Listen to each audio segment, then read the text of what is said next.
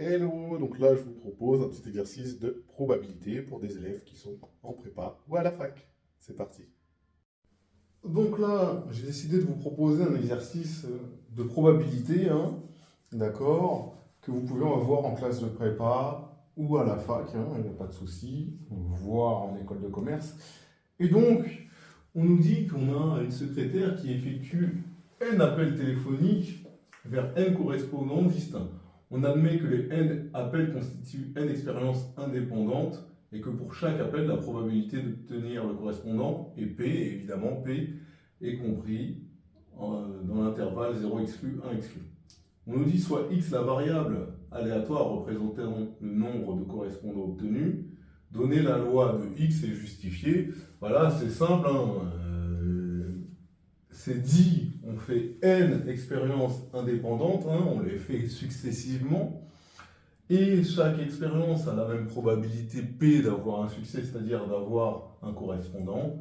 Donc, x suit une loi binomiale de paramètres n égale n et p égale p. Donc ça, c'était la première question. Bon, elle est assez simple, hein. Ce qui m'oblige à passer à la deuxième question.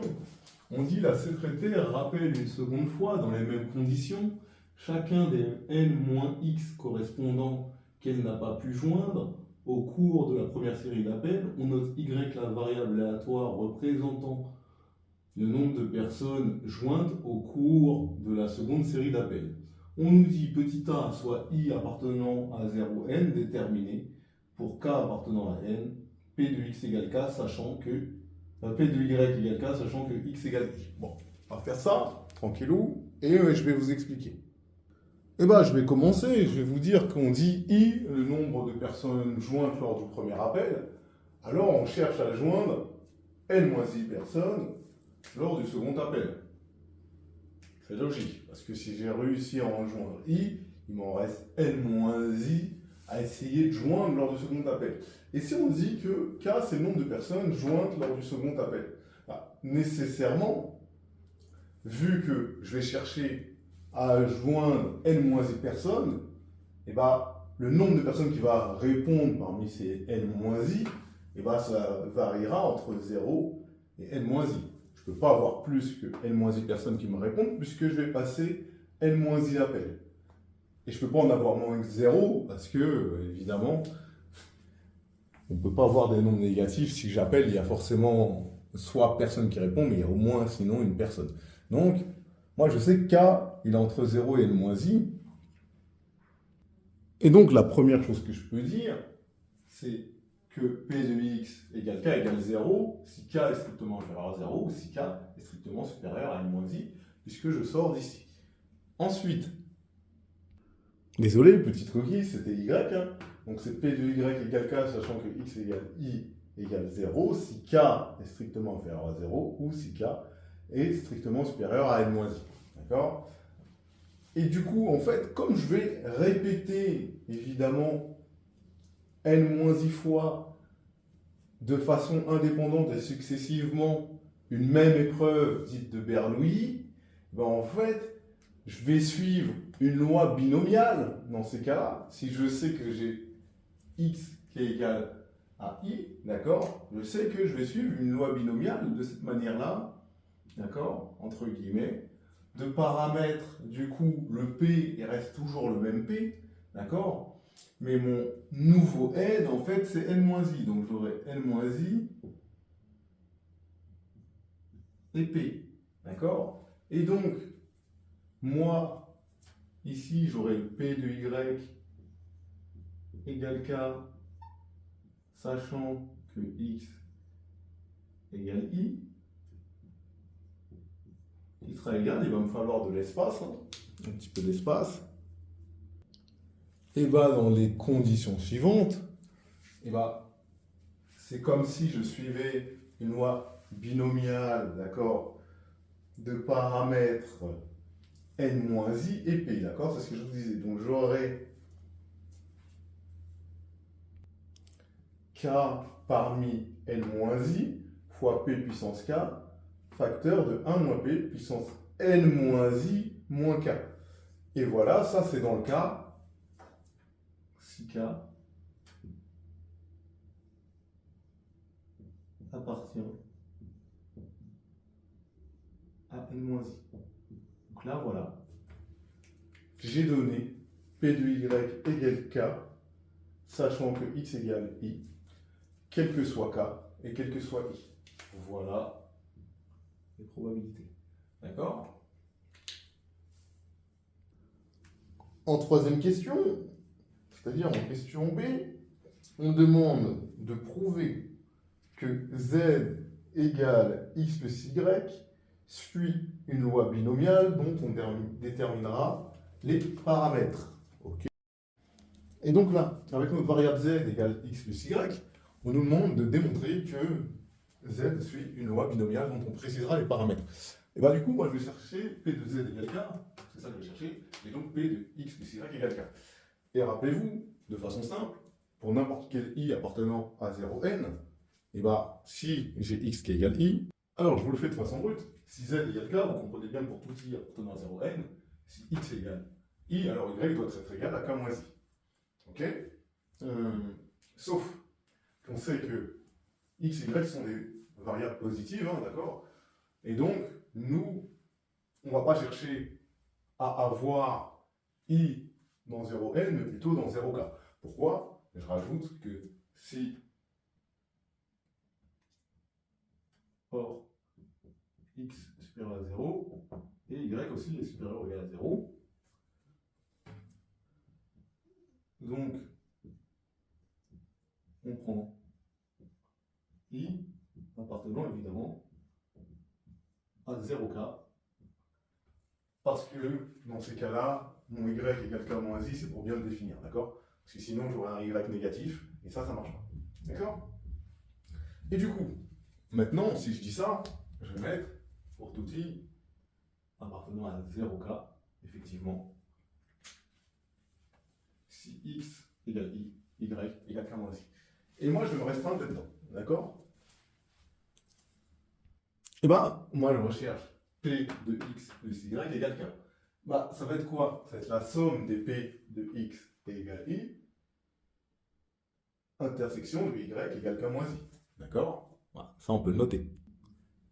Et donc, ce sera la somme pour i allant de 0 à k de P de x égale i inter y égale k moins i.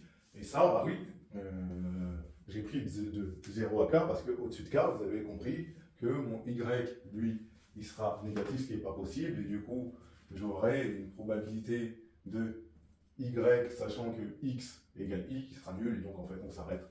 On va de 0 à k. Bon, peu importe pour ça. Du coup, ça, c'est quoi? D'accord? Ça, c'est le théorème de probabilité totale qui nous le dit. Mais ensuite, ça, je peux le calculer, ça. Ça, vous savez, c'est quoi?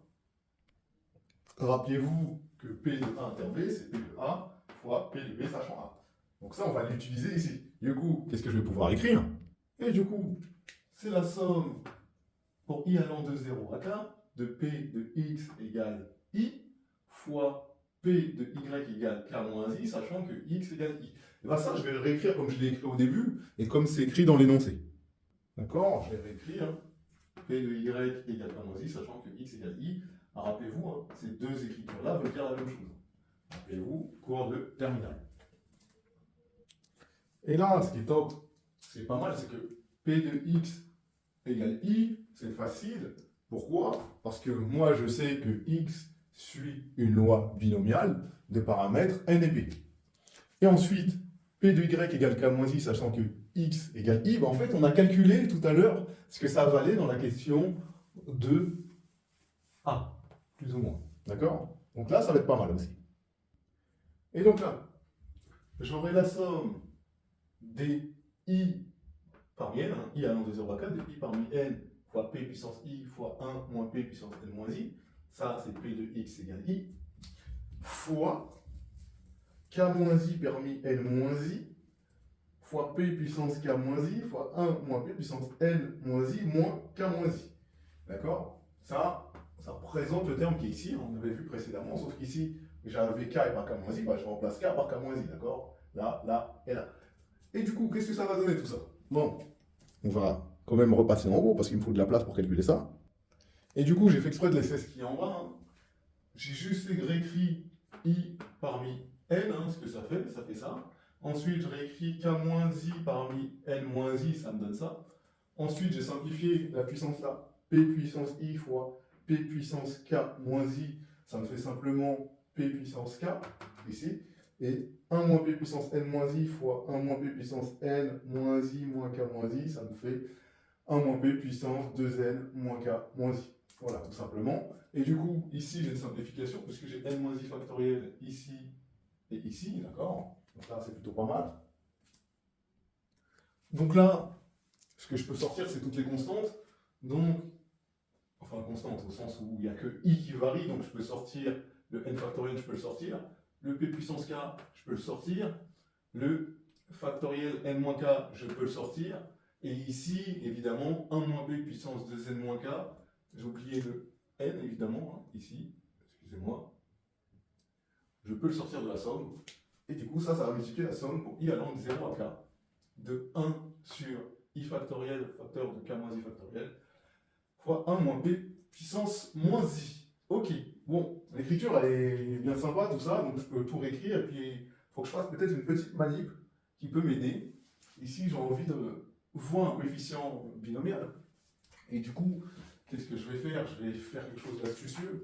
Donc je vais mettre volontairement ici k factoriel. Et ici, je vais mettre k factoriel ici. Comme ça, j'ai rien fait, hein, d'accord? Parce que ça, c'est un terme qui est constant. Et du coup, là, qu'est-ce que je reconnais ici? Bah, je vais vous dire ce qu'on reconnaît tout de suite. Et du coup, je rappelle que i parmi k, ça fait k factoriel sur i factoriel sur k fois k moins i factoriel. Donc, ce terme-là, je peux le remplacer par i parmi k. C'est ce que je vais faire tout de suite. Maintenant, je fais un autre rappel. 1 moins p puissance moins i, c'est simplement égal à quoi? 1 moins p puissance moins i, c'est égal à 1 sur 1 moins p, le tout à la puissance i, évidemment. Donc, je vais le remplacer ici, et vous allez comprendre rapidement pourquoi. Et là, je suis bien. Et je vais rajouter encore quelque chose.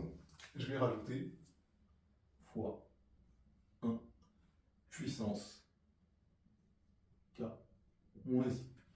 Et là, vous reconnaissez la formule du binôme de Newton. Parce que la formule du binôme de Newton, elle nous dit quoi? Que x plus y puissance k, c'est la somme pour i allant de 0 à k de i parmi k fois x puissance i fois y puissance k moins i. Et bien là, simplement, mon x, c'est lui, et mon y, c'est 1. Ça, je vais pouvoir le remplacer. D'accord? Ce terme-là, je vais donc pouvoir le remplacer simplement par 1 moins p plus 1, le tout à la puissance k. Excusez-moi, pas 1 moins p plus 1, 1 sur 1 moins p plus 1, le tout à la puissance k. D'accord? Donc là, les calculs sont un peu lourds et touchy. Donc évidemment, ici, j'aurai 2 moins p. D'accord? J'ai mis au même dénominateur là, ici. Hein, d'accord? Il n'y a pas de sujet. Et ici, du coup, j'aurai 2 moins p. D'accord? On va pas faut se prendre la tête là-dessus. Si je sais encore calculer, bien évidemment. Ici, j'ai 2 moins p. Ici, j'ai 1 moins p. Du coup, je vais le décomposer en 2 moins p puissance k et 1 moins p puissance k. Donc ici, j'aurai 2 moins p puissance k. Et ici, j'ai 1 moins p puissance k. Et du coup, ici, je vais pouvoir l'enlever et incorporer un 2 ici, hein, d'accord? Pourquoi? Parce que, je rappelle, 1 sur 1 moins p puissance k, ça me fait 1 moins p puissance moins k. D'accord? Du coup, je vais pouvoir l'incorporer ici en mettant un petit 2 ici et l'enlever ici. Donc là, on est plutôt pas mal. J'aime bien ce que je suis en train de voir. Bon, là, c'est un peu écrit haut, donc c'était 2 moins p puissance k.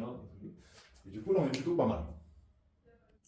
Et du coup, là, on a quasiment fini, parce que là, j'ai la puissance k, donc je vais la mettre ensemble, donc ça me fera k parmi n, facteur de p, facteur de 2 moins p puissance k, hein, d'accord? Là, je les ai mis ensemble. Et là, c'est ce truc-là, puissance 2, puissance n moins k, que j'ai mis ici. Et donc, nous, on va remarquer, en fait, que ça, là, c'est l'opposé de ça, d'accord? Bon, je vous le montre rapidement. Bah, regardez, je vais prendre l'opposé de ce terme-là et je vais montrer que c'est égal à ça. Bah, 1 moins p facteur de 2 moins p, ça me fait 1 moins 2p plus P carré, et je reconnais l'identité remarquable, 1 moins P au carré. D'accord? Et voilà, tout simplement, je peux le réécrire encore plus sous une forme que vous allez reconnaître. Et du coup, là, je reconnais ni plus ni moins que la forme quand j'ai P de Z égale K. Et bien là, je reconnais la loi binomiale de paramètre n et P qui est égal à P facteur de 2 moins P. D'accord? Voilà, vous le reconnaissez. Hein, ici, si je mets un grand P, évidemment, j'ai grand P puissance K fois 1 moins grand P puissance n moins K et toujours le K parmi n. Donc là, évidemment, si j'ai mon grand P qui est égal à ça, là, je reconnais bien une loi binomiale. Donc Z suit une loi binomiale de paramètre n et P facteur de 2 moins P. Et voilà ce que je voulais démontrer. Donc les calculs étaient assez fastidieux, mais il faut savoir les faire, c'est plutôt long plus que dur.